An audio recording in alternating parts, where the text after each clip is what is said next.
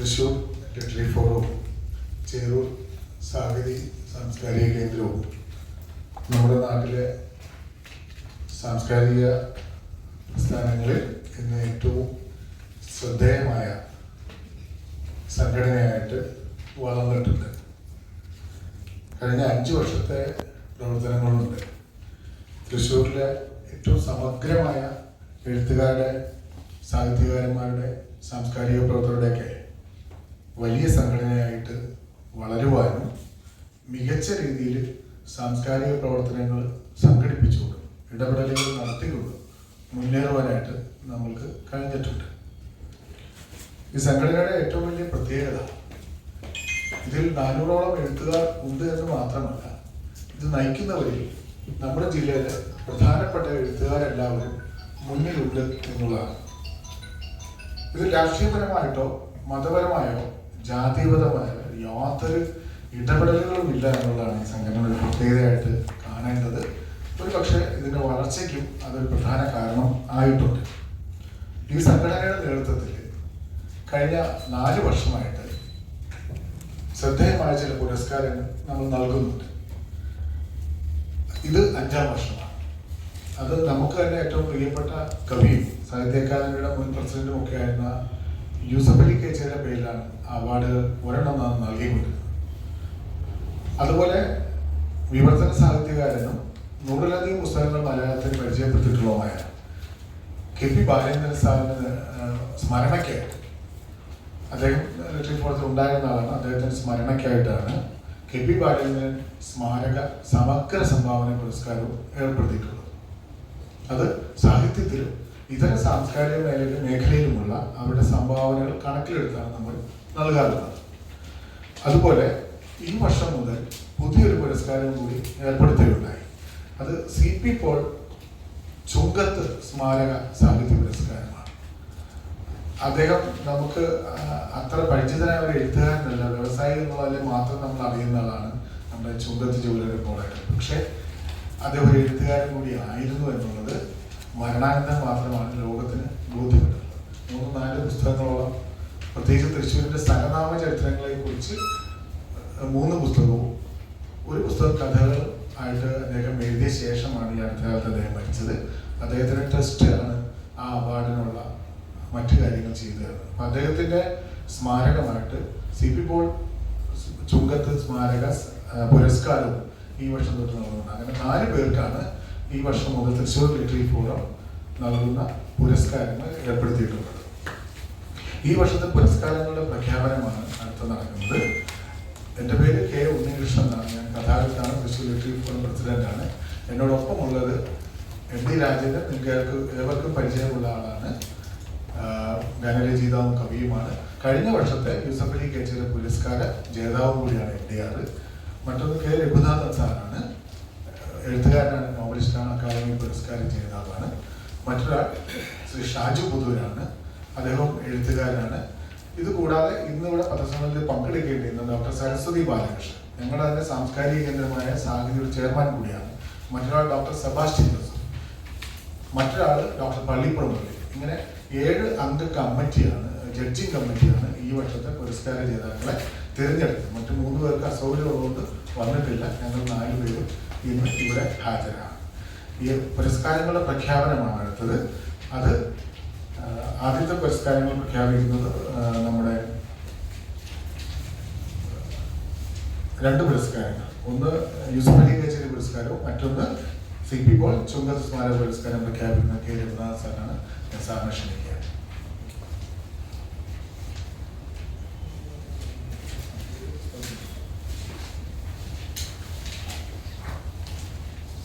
ആദ്യം യൂസഫ് അലി കേച്ചേരി പുരസ്കാരമാണ് 2025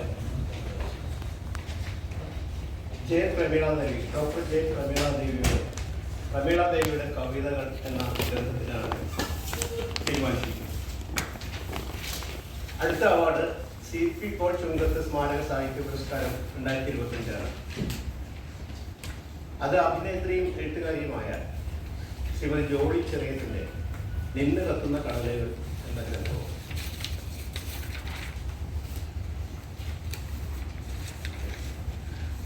രണ്ടാമത്തുള്ള പുരസ്കാരം 2 പേർക്കാണ്. അത് KP ബാലചന്ദ്രൻ സ്മാരക സമഗ്ര സംഭാവന പുരസ്കാരമാണ്. അത് NDR പ്രഖ്യാപിച്ചതാണ്.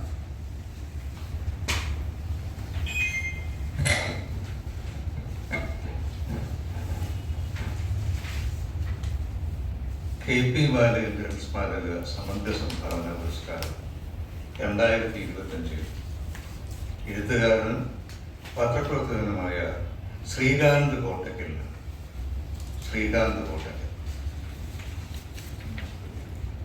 എഴുത്തുകാരനും പത്രപ്രവർത്തകനുമായ Mohandas പാറപ്പുറത്തിനാണ് 2ാമത്തെ award.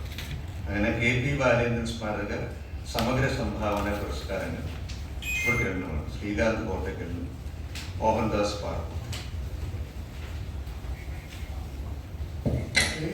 4 പുരസ്കാരങ്ങളാണ് 2025 Thrissur literary forum പുരസ്കാരങ്ങൾ. ഈ 4 പേരും ഡോക്ടർ പ്രമീള ദേവി കവിയാണ്, സ്കോളറാണ്, മികച്ച അക്കാദമിയനാണ്, അലാസ്ക യൂണിവേഴ്സിറ്റിയിലെ വിസിറ്റിംഗ് പ്രൊഫസർ കൂടിയാണ്. പ്രമീള ദേവിയുടെ കവിതകൾ എന്ന് പറഞ്ഞ വിഖ്യാത പുസ്തകം മാതൃഭൂമി ബുക്സ് ആണ് പ്രസിദ്ധീകരിച്ചിരിക്കുന്നത്. വളരെ അധികം ചർച്ച ചെയ്യപ്പെട്ടിട്ടുള്ള ഒരു പുസ്തകമാണ്. അത്തരത്തിൽ തന്നെ വളരെയധികം ചർച്ച ചെയ്യപ്പെട്ടിട്ടുള്ള നിരവധി പതിപ്പുകൾ പുറത്തിറങ്ങിയിട്ടുള്ള പുസ്തകമാണ് ജോളി ചിറയത്തിന്റെ നിന്ന് കത്തുന്ന കടലിൽ. ആത്മകഥാംശമുള്ള ഓർമ്മക്കുറിപ്പുകളാണ് ആ പുസ്തകം. സൈഗതം ബുക്സ് ആണ് പുറത്തിറക്കിയിരിക്കുന്നത്. ആ പുസ്തകം ആണ് ഞങ്ങൾ CP പോൾ ചുമതല സ്മാരക പുരസ്കാരത്തിനായിട്ട് പ്രഖ്യാപിച്ചിട്ടുള്ളത്. ഈ 2 പുരസ്കാരങ്ങൾക്ക്, അതായത് യൂസഫലി കേച്ചേരി പുരസ്കാരത്തിന് ഞങ്ങൾ നൽകുന്നത് 15,000 രൂപ ക്യാഷ് പ്രൈസും ഫലകവുമാണ്. അതുപോലെ CP പോൾ ചുമതല സ്മാരക പുരസ്കാരത്തിന് 25,000 രൂപയും ഫലകവുമാണ് നൽകുന്നത്. മറ്റു 2 പേർ KP ബാലചന്ദ്രൻ സ്മാരക പുരസ്കാരം നേടിയവരാണ്. ഒന്ന് നിങ്ങൾക്ക് ഏവർക്കും സുപരിചിതരാണ്. ഇവർ 2 പേരും വളരെ യാദൃശ്ചികമായിട്ടാണ് പത്രപ്രവർത്തകരായ എഴുത്തുകാർ 2 പേരുമായി മാറുന്നത്. വളരെ യാദൃശ്ചികമായിരുന്നു. ഒന്ന് മാതൃഭൂമിയുടെ വാരാന്ത്യത്തിലെ എഡിറ്റർ കൂടിയായിട്ടുള്ള ശ്രീകാന്ത് കോട്ടക്കലാണ്. ഏതാണ്ട് 10ലധികം ഗ്രന്ഥങ്ങൾ അദ്ദേഹം ഇതിനോടകം രചിച്ചിട്ടുണ്ട്. പഠനം, നിരൂപണം, ജീവചരിത്രം തുടങ്ങിയ മേഖലകളിലാണ് അദ്ദേഹത്തിന്റെ സംഭാവനകൾ സാഹിത്യത്തിലുള്ളത്. അദ്ദേഹത്തിനാണ് 2 പേർക്കാണ് ഞങ്ങൾ എല്ലാ വർഷവും KP ബാലചന്ദ്രൻ പുരസ്കാരം നൽകാറുള്ളത്. അതിലൊരു പുരസ്കാരം അദ്ദേഹത്തിനാണ്. 2ാമത്തെ പുരസ്കാരം ശ്രീ മോഹൻദാസ് പാറപ്പുറത്തിനാണ്. നമുക്ക് സുപരിചിതനും കൂടിയാണ്. അദ്ദേഹം 3ഓളം പുസ്തകങ്ങളാണ് ഇതിനോടകത്ത് എഴുതിയത്. എല്ലാ പത്രപ്രവർത്തന അനുഭവങ്ങളുമായിട്ട് ബന്ധപ്പെട്ടിട്ടുള്ള നിരൂപണങ്ങളും പഠനങ്ങളുമാണ് കൂടുതലും അദ്ദേഹത്തിന്റെ സാഹിത്യ സംഭാവനകളായിട്ട് ഇതിൽ വന്നിട്ടുള്ളത്. ഇപ്പോഴും നിരന്തരമായിട്ട് എഴുതിക്കൊണ്ടിരിക്കുന്ന ആളാണ് അദ്ദേഹം.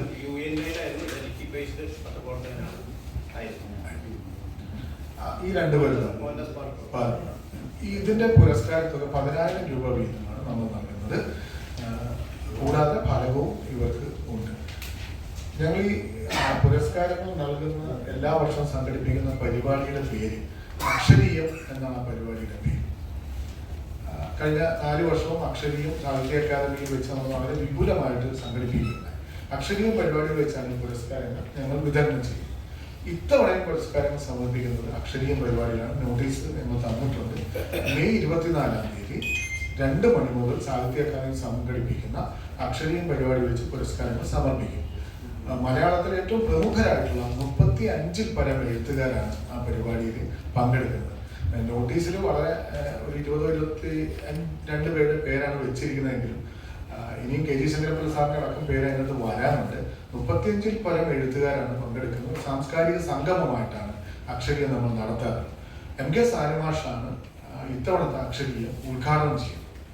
അതേ ചടങ്ങിൽ വെച്ചിട്ട് doctor PV Krishnan Nair, doctor SK Vasanthan, Vaisakhan, doctor Saraswathi Balakrishnan, KG Sankarapillai അങ്ങനെ തുടങ്ങി സത്യനന്ദികാടും ജയരാജ് വാര്യരും അടക്കം നിരവധി പ്രമുഖർ, മാധവ് രാമദാസ് ഉൾപ്പെടെ നിരവധി പ്രമുഖരാണ് ഈ പുരസ്കാര ചടങ്ങിൽ അക്ഷരീയ പരിപാടിയിൽ പങ്കെടുക്കുന്നത്. അക്ഷരീയ പരിപാടിയിൽ 5 മണിക്കൂർ നീളുന്ന പരിപാടിയിൽ ഇത്ര കുറച്ചും കൂടെ വിപുലമായ രീതിയിലാണ് ഞങ്ങൾ നടത്തുന്നത്. പുരസ്കാര സമർപ്പണം മാത്രമല്ല, ശ്രീ മുരളി പുറനാട്ടുകര അവതരിപ്പിക്കുന്ന കാവ്യരസമാധുരി എന്ന് പറഞ്ഞൊരു പരിപാടിയുടെ തുടർച്ചയായിട്ടാണ് സാംസ്കാരിക സമ്മേളനവും പുരസ്കാര സമർപ്പണവും. അതിനുശേഷം ഏറ്റവും ഒടുവിലായിട്ട് ഇന്ദുലേഖ വാര്യർ അവതരിപ്പിക്കുന്ന മ്യൂസിക് കൺസേർട്ടോടു കൂടിയാണ് അക്ഷരീയം ഇത്തവണ സമാപിക്കുന്നത്. ജയരാജ് വാര്യരാണ് അതിൻ്റെ ഡയറക്ഷൻ ചെയ്യുന്നത്. ഇതാണ് പരിപാടികളുടെ മൊത്തത്തിലുള്ള ഒരു രൂപരേഖ. അത് ആ നോട്ടീസിൽ വിശദമായിട്ട് എഴുതിയിട്ടുണ്ട്. അതുപോലെ പുരസ്കാരം ലഭിച്ചവരുടെ ബയോഡേറ്റയും സംഭാവനകളെ കുറിച്ചുള്ള ഡീറ്റെയിൽസും നിങ്ങൾക്ക് പത്ര പ്രസ്താവനയോടൊപ്പം നൽകിയിട്ടുണ്ട്. ഫോട്ടോ ഞങ്ങൾ പുറമെ അയക്കാൻ വാട്സാപ്പ് ചെയ്യുന്നതാണ്. അപ്പോൾ അത് പത്രത്തിൽ കൊടുക്കാൻ സൗകര്യപ്രദമായിരിക്കും.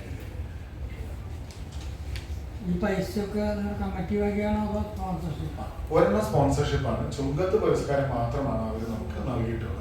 ബാക്കി രണ്ടും സംഘടനയാണ് സ്പോൺസർ ചെയ്യുന്നത്. സംഘടനയാണ് യൂസഫലി കേച്ചന്റെ 15,000 രൂപയും സമഗ്ര സംഭാവന കൊടുക്കുന്ന 10,000 രൂപകളും സംഘടനയുടെ കയ്യിൽ നിന്നാണ്.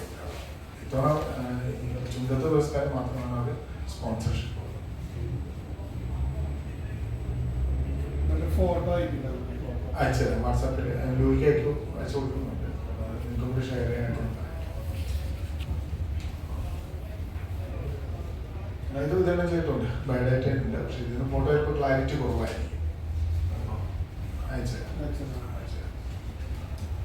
ഇത് പറയാൻ വേണ്ടിയിട്ടാണ് എല്ലാവരും കൂടാന്ന് വെച്ചാൽ ഞങ്ങളുടെ സംഘടനയെ സംബന്ധിച്ചോളം നിരന്തരമായിട്ട് നിങ്ങൾക്ക് പരിപാടികൾ സംഘടിപ്പിക്കുന്ന സംഘടനകളായിട്ട് ഏവരും കേട്ടിട്ടുള്ള ചെറു സാഹിതിയും തൃശ്ശൂർ ലിറ്റററി ഫോറം എല്ലാ ശനിയാഴ്ചകളിലും സാംസ്കാരിക പരിപാടികൾ സംഘടിപ്പിക്കുന്ന ഒരു സാംസ്കാരിക സംഘടന. പക്ഷെ മറ്റൊരു സംഘടനയ്ക്ക് അവകാശപ്പെടാൻ കഴിയാത്തതാണ്. സാംസ്കാരിക കേന്ദ്രം ഞങ്ങൾ ചേർന്ന് തുടങ്ങിയ ശേഷം ഈ 2 വർഷം കൊണ്ട് 200-ലധികം പരിപാടികളാണ് സംഘടിപ്പിച്ചിട്ടുള്ളത്. എഴുത്തുകാരും കലാകാരന്മാരും സാംസ്കാരിക പ്രവർത്തകരുമായിട്ടുള്ള 700-ലധികം പേര് ഈ സാഹിതിയുടെ വേദിയിലൂടെ നമ്മൾ കണ്ടും കേട്ടും കടന്നു പോയിട്ടുണ്ട് എന്നുള്ളതാണ്. എഴുത്തുകാരാൽ നയിക്കപ്പെടുന്ന എഴുത്തുകാരുടെ ഒരു സ്വതന്ത്ര സംഘടനയ്ക്ക് ഇത്ര മുന്നോട്ട് പോകാൻ കഴിഞ്ഞെന്നുള്ളത് വളരെ അഭിമാനത്തോടുകൂടിയാണ് നിങ്ങളുടെ മുന്നിൽ 5 വർഷത്തിന് ശേഷം എന്ന് പറയാൻ ഞങ്ങൾക്ക് കഴിയുന്നു. ഈ അപ്പൻ തമ്പുരാൻ ഒരു പ്രോഗ്രാം അനൗൺസ് ചെയ്തിട്ടുണ്ട്. അത് കേന്ദ്ര സാംസ്കാരിക വകുപ്പിന്റെ സഹായം ഉണ്ടെന്നൊക്കെ പറഞ്ഞിട്ട് അപ്പൻ തമ്പുരാൻ പഠന ഗവേഷണ സമിതി എന്ന പേര് ഞങ്ങൾ 20 പ്രോജക്റ്റുകൾ ചെയ്യുന്നുണ്ട്. യഥാർത്ഥത്തിൽ ഈ സാധാരണ സാംസ്കാരിക സംഘടനകളുടെ പരിപാടികളായിട്ടല്ല 20ഓളം പ്രോജക്റ്റുകൾ ചെയ്യുന്നുണ്ട്. അതിലൊരു പ്രൊജക്റ്റാണ് അപ്പൻ തമ്പുരാൻ പഠന ഗവേഷണ സമിതി എന്ന് പറയുന്നത്. കഴിഞ്ഞ വർഷം അത് കുമാരനാശാനെ കുറിച്ചായിരുന്നു. അപ്പോൾ അപ്പൻ തമ്പുരാൻ പഠന ഗവേഷണ സമിതി ഉദ്ദേശിക്കുന്നത് നമ്മൾക്കറിയാം, തൃശ്ശൂരിനെ സംബന്ധിച്ചിടത്തോളം തൃശ്ശൂരിനെ സാംസ്കാരിക നഗരിയാക്കുന്നത് തലസ്ഥാനമാക്കുന്നതിൽ അതിൻ്റെ ഊടും പാവും നെയ്തറ എന്ന് വിശേഷിപ്പിക്കുന്ന ആളാണ് അപ്പൻ തമ്പുരാൻ. എന്നാൽ അദ്ദേഹത്തെ കുറിച്ച് കാര്യമായ പഠനങ്ങളോ ഗവേഷണങ്ങളോ ഒന്നും നടന്നിട്ടില്ലെന്ന് മാത്രമല്ല, ഒരുപക്ഷെ നമ്മുടെ ആരുടെ ഓർമ്മയിൽ പോലും അപ്പൻ തമ്പുരാൻ എന്നുള്ള പേരില്ല, പ്രത്യേകിച്ച് പുതുതലമുറയിൽ ഇല്ല എന്നുള്ളതാണ് വസ്തുത. എന്നാൽ അപ്പൻ തമ്പുരാൻ സ്മാരകം നമുക്ക് അവിടെയുണ്ട്. അക്കാദമിയുടെ കീഴിൽ നന്നായിട്ട് പ്രവർത്തിക്കുന്നുണ്ട്. അതൊക്കെ ജനങ്ങൾ ഉപയോഗിക്കുന്നത്. അപ്പൊ അദ്ദേഹത്തെ കുറിച്ച്, അദ്ദേഹത്തിന്റെ സാഹിത്യ സംഭാവനകളെ കുറിച്ച്, സാഹിത്യ ഇതര സംഭാവനകളെ കുറിച്ച് പറയുകയാണെങ്കിൽ ഇപ്പൊ ആദ്യത്തെ സിനിമാ കമ്പനി ഉണ്ടാക്കിയത് അദ്ദേഹമാണ്. അങ്ങനെ ഒരുപാട് സംഭാവനകളുണ്ട്. നമ്മുടെ വിവേകോദയം സ്കൂള്, കർണാടക രാമകൃഷ്ണാശ്രമം സ്കൂള്, നമ്മുടെ സീതാറാം മില്ല്, യോഗക്ഷേമം കുരീസ്, അതുപോലെ നിരവധി മാസികകൾ ഇതൊക്കെ തുടങ്ങിയത് അദ്ദേഹമാണ് തുടങ്ങാനുണ്ടാകുന്ന സഹായം. അതൊന്നും തന്നെ ഇതുവരെ പഠന വിധേയമാക്കിയില്ല. അത് പഠന വിധേയമാക്കിയിട്ട് ഗവേഷണാത്മകമായിട്ട് അതിനെ മുന്നോട്ട് കൊണ്ടുപോയിട്ട് പഠിക്കുന്നതിനാണ് ഞങ്ങൾ ഇപ്പോൾ ഈ സമിതി ഉണ്ടാക്കിയിരിക്കുന്നത്. ശ്രീ ഡോക്ടർ എസ് കെ വസന്ത മാഷാണ് അതിൻ്റെ ചെയർമാൻ എന്ന് പറയാം. 51 അംഗ കമ്മിറ്റിയാണ് അത് മുന്നോട്ട് പോകുന്നത്.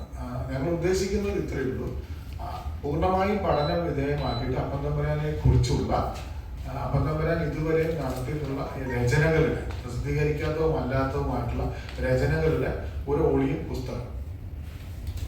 രണ്ടാമത് അദ്ദേഹത്തെ കുറിച്ച് ഇതിനോടടുത്ത് എഴുതിയിട്ടുള്ളത് ഇനിയുള്ള സാംസ്കാരിക പ്രവർത്തനം എഴുതാനും പഠനങ്ങൾ ഉൾപ്പെടുന്ന മറ്റൊരു പുസ്തകം. കൂടാതെ നിലവിൽ അദ്ദേഹത്തിന്റെ ഓർമ്മകൾ അവശേഷിക്കുന്ന ഈ കോവിലങ്ങൾ, അദ്ദേഹത്തെ ബന്ധപ്പെട്ട സാംസ്കാരിക സാധനങ്ങൾ ഉൾപ്പെടുത്തിയിട്ടുള്ള 2 മണിക്കൂർ നീളുന്ന ഡോക്യുമെന്റ്.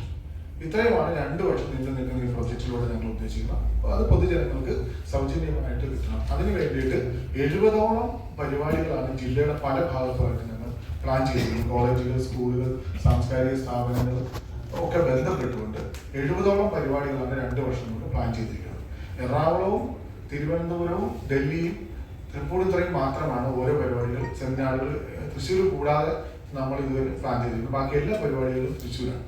ഇതിന് കേന്ദ്ര സാംസ്കാരിക വകുപ്പിന്റെ അംഗീകാരത്തിന് വേണ്ടിയിട്ട് നമ്മൾ സമീപിച്ചിട്ടുണ്ട്. നമ്മുടെ MP കൂടിയായിട്ടുള്ള കേന്ദ്ര മന്ത്രി അതിന് വേണ്ട സഹായങ്ങൾ ചെയ്തു തരാമെന്ന് നമ്മളോട് പറഞ്ഞിട്ടുണ്ട്. അങ്ങനെ ഒരു സഹായം കൂടെ കിട്ടുവാണെങ്കിൽ 26 ലക്ഷം രൂപയാണ് ഞങ്ങൾ മൊത്തം ചെലവിലേക്കായിട്ട് ബഡ്ജറ്റ്. അപ്പൊ അതിലൊരു സഹായം കിട്ടുമെന്നാണ് പ്രതീക്ഷ. അങ്ങനെ വാക്കോ ലെറ്ററുകളോ ഒന്നും തന്നെ കിട്ടില്ല. പക്ഷെ അവർ സമീപിച്ചിട്ടുണ്ട് അവരെ. അതുപോലെ കേന്ദ്ര സാഹിത്യ അക്കാദമിക്ക് മാത്രമാണ് നിങ്ങളോട് പറയാൻ പാകത്തിന് ഒരു സഹായം നമുക്കൊരു ഉറപ്പ് കിട്ടിയിരിക്കുന്നത്. അത് അവർ 2 സെമിനാറുകൾ, ഒന്ന് തൃശ്ശൂരിലും ഒന്ന് ഡൽഹിയിലുമായിട്ട് 2 സെമിനാറുകൾ അവർ സംഘടിപ്പിക്കുക. അതിന്റെ പൂർണ്ണമായും ചെലവ് അവർ വഹിച്ചോളാൻ മാത്രം. ബാക്കി എല്ലാ ചെലവുകളെ സംബന്ധിച്ചും സംഘടനയും, അതായത് സോളിറ്ററി ഫോറവും പിന്നെ സഹായിക്കാൻ താല്പര്യമുള്ള ഇപ്പോൾ നമ്മള് ബഹുമാനപ്പെട്ട മന്ത്രി സജി ചെറിയാനും കത്ത് എഴുതിയിട്ടുണ്ട്, മുഖ്യമന്ത്രിക്ക് എഴുതിയിട്ടുണ്ട്, മുഖ്യമന്ത്രി ശ്രദ്ധയിലും പെടുത്തിയിട്ടുണ്ട് ഇവിടെ സാംസ്കാരിക വകുപ്പ് എന്നുള്ള സഹായങ്ങൾ കിട്ടുന്നതിന് വേണ്ടിയിട്ട്. പക്ഷെ അത് കിട്ടുമോ ഇല്ലെന്ന് ഒന്നും തന്നെ നമുക്ക് ഇപ്പൊ പറയാൻ പറ്റില്ല. അത് കിട്ടിയാലും ഇല്ലെങ്കിൽ പരിപാടി മുന്നോട്ട് കൊണ്ടുപോകും. ലക്ഷ്യത്തിൽ 2 വർഷം കൊണ്ട് എത്തുമെന്നുള്ള ഉറപ്പ് തരാനായിട്ട് ഞങ്ങൾക്ക് സാധിക്കും. അതിനുള്ള സംഘടനാ ബലവും ശേഷിയും ഇന്ന് തൃശ്ശൂർ റിപ്പോർട്ടിനുണ്ട് എന്നുള്ളത് സത്യമാണ്. അതുകൊണ്ട് പരിപാടി മുന്നോട്ട് കൊണ്ടുപോകും. നമ്മുടെ ലക്ഷ്യത്തിൽ നമ്മൾ എത്തുകയും ചെയ്യും. ഇതാണ് അപ്പം തമ്പുരാനെ സംബന്ധിച്ച് പറയാനുള്ളത്. പബ്ലിക്കേഷൻ ഈ സംഘടനയുടെ കീഴിൽ വരുന്നതാണ് ഹോൺബിൽ പബ്ലിക്കേഷൻ എന്ന് പറഞ്ഞ പ്രസാധക സംഘം എന്ന് പറഞ്ഞാൽ ഈ സംഘടനയുടെ കീഴിലാണ്, വ്യക്തിയുടെയല്ല. ആദ്യകാലത്ത് അത് എൻ്റെ ആയിരുന്നെങ്കിൽ ഞാൻ പിന്നീട് സംഘടനയ്ക്ക് കൊടുക്കുമായിരുന്നു. ഇപ്പോൾ തൃശ്ശൂർ ലിറ്റററി ഫോറമാണ് ഹോൺബിൽ പബ്ലിക്കേഷന്റെ ഉടമസ്ഥർ എന്ന് പറയാം. ഒത്തിരി നല്ല രീതിയിലാണ് അത് പ്രവർത്തിക്കുന്നത്. കാരണം സാധാരണ എഴുത്തുകാർ പോലും ഇപ്പൊ ഏറ്റവും കൂടുതൽ ദുരുപയോഗം നടക്കുന്ന ഒരു ഫീൽഡാണല്ലോ പ്രസാധക സംഘം എന്ന് പറയുന്നത്. അങ്ങനെ ഏതൊരു എഴുത്തുകാരനും കടന്നു വരാവുന്ന സ്ഥലമാണ് ചേരൂർ സ്ഥാനം, എഴുതി തരാവുന്നതാണ്. അങ്ങനെയുള്ള ഒരു നിർബന്ധ പിരിവുകളോ ഒന്നുമില്ല.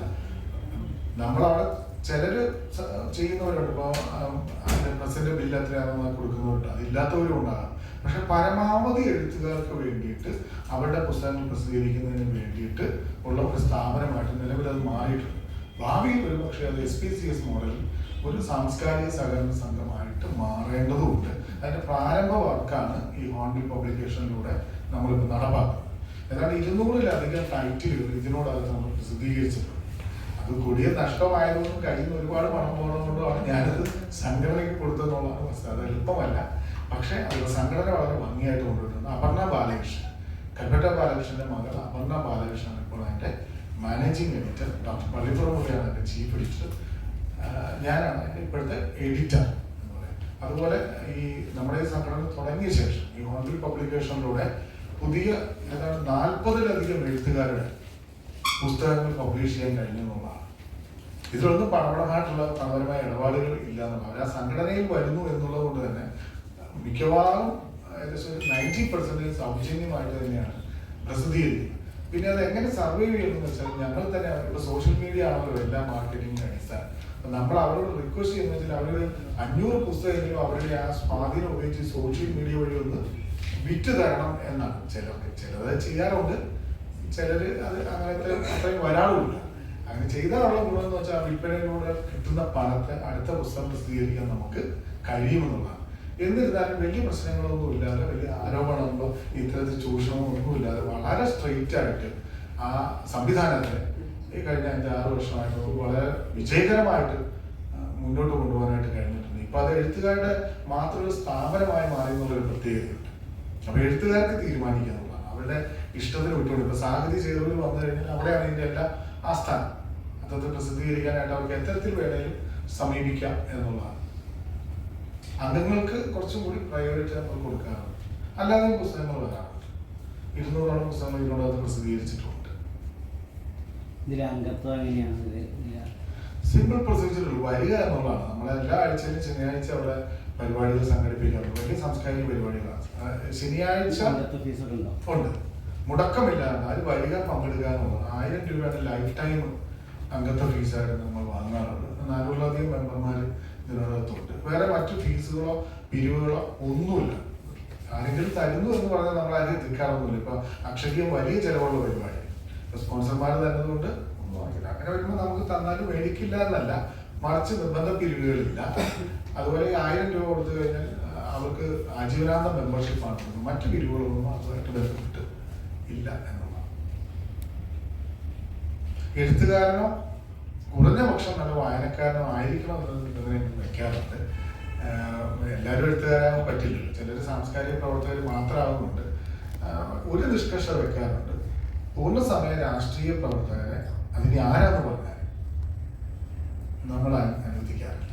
മെമ്പർഷിപ്പ് എന്ന് മാത്രമല്ല, ഞാൻ കുറച്ചു മുമ്പ് നിങ്ങളോട് പറഞ്ഞത് 700-ലധികം ആൾക്കാർ അവിടെ വന്ന് നമ്മളെ കണ്ട് സംസാരിച്ച് കടന്നു പോയെന്ന് പറഞ്ഞു. അതിൽ ഒരു രാഷ്ട്രീയക്കാരനുമില്ല, ഒരു മന്ത്രിയുമില്ല.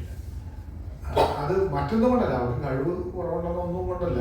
ജി സുധാകരനൊക്കെ നല്ല കവികളിൽ പെടുത്താം എന്നൊരു പക്ഷെ നമുക്ക് പറയാം. പക്ഷേ പൂർണ്ണസമയ രാഷ്ട്രീയ പ്രവർത്തനം നടത്തുന്നവർ അവർ രാഷ്ട്രീയ പ്രവർത്തനം നടത്തട്ടെ, സാഹിത്യകാരന്മാർ സാഹിത്യ പ്രവർത്തനം നടത്തട്ടെ. അത്രയേ ഉള്ളൂ നമ്മുടെ ഒരു കാഴ്ചപ്പാട്. അതല്ലാതെ ഇപ്പോൾ സി രവീന്ദ്രനാഥ മാഷിനെ നമുക്ക് ചിലപ്പോൾ രാഷ്ട്രീയക്കാരനായിട്ട് കാണാൻ പറ്റിയില്ല. ഇപ്പം മാഷിന് സ്വാഗതം ചെയ്യാം, അല്ലെങ്കിൽ രാഹുൽ മാഷോ അശോകഞ്ചേരിയിലൊക്കെ നമുക്ക് അത്തരത്തിൽ കാണാൻ പറ്റില്ല. അവർ രാഷ്ട്രീയത്തിനേക്കാൾ ഉപരി എഴുത്തിന് പ്രാധാന്യം കൊടുക്കും. അപ്പോൾ ആ ഒരു പ്രാധാന്യം നമ്മൾ എപ്പോഴും ഉണ്ട്. രാഷ്ട്രീയം മാത്രം പറയുന്നവർക്ക് അവിടെ നമ്മൾ മെമ്പർഷിപ്പ് കൊടുക്കാറില്ല, ഏത് ലെവലിലാണെന്ന് പറഞ്ഞാൽ. ഇപ്പം ശശി തരൂരിനൊക്കെ നമുക്ക് കൊടുക്കണമെന്ന് വലിയ ആഗ്രഹമൊക്കെ വരും. പക്ഷെ നമ്മുടെ നിലവിലുള്ള വ്യവസ്ഥയ്ക്ക് അത് എതിരാണ്. പക്ഷെ അദ്ദേഹത്തെ പോലെ പ്രസംഗിക്കാനായിട്ടുള്ള വേദികൾ ക്ഷണിക്കുന്നു. ജൂലൈയിലാണ് ഈ അപ്പം തമ്പുരാന്റെ പ്രൊജക്റ്റ് ഞങ്ങൾ ഉദ്ഘാടനം ചെയ്യുന്നത്. അതൊരു മുഖ്യമന്ത്രി തന്നെയാണ് ഞങ്ങൾ ക്ഷണിക്കുന്നത്. അന്ന് അതിനൊരു പത്രസമ്മേളനം ഞങ്ങൾ വേറെ പ്ലാൻ ചെയ്യുന്നുണ്ട്. മുഖ്യമന്ത്രിയും കേന്ദ്രമന്ത്രിയും ഗവർണറും അടക്കമുള്ള വലിയൊരു വേദിയാണ് നമ്മളുടെ. അത്തരം പ്രൊജക്റ്റുകൾ ജനങ്ങളുമായിട്ട് ബന്ധപ്പെട്ട് നിൽക്കുന്നതാണ്, ജനങ്ങൾക്ക് ഒരുപാട് സംഭാവന നൽകാൻ കഴിയുന്നതാണ്. അതിന് നമുക്ക് അവർ ഇവർ എന്ന് പറഞ്ഞാൽ ആരും മാറ്റി നിർത്താൻ പറ്റില്ല, അവരെ ഉൾക്കൊള്ളുക തന്നെ ചെയ്യും. പക്ഷെ സാധാരണഗതിയിൽ നമ്മൾ നടത്തുന്ന സാഹിത്യ പ്രവർത്തനം, സാംസ്കാരിക പ്രവർത്തനം എന്ന് പറയുന്നതിൽ രാഷ്ട്രീയം കയറ്റണ്ട എന്ന് കരുതിയിട്ടാണ് പൊതുവെ ഇവിടെ അടക്കി നിർത്തുകയോ ഒഴിവാക്കി നിർത്തുകയോ ചെയ്യുന്നത്.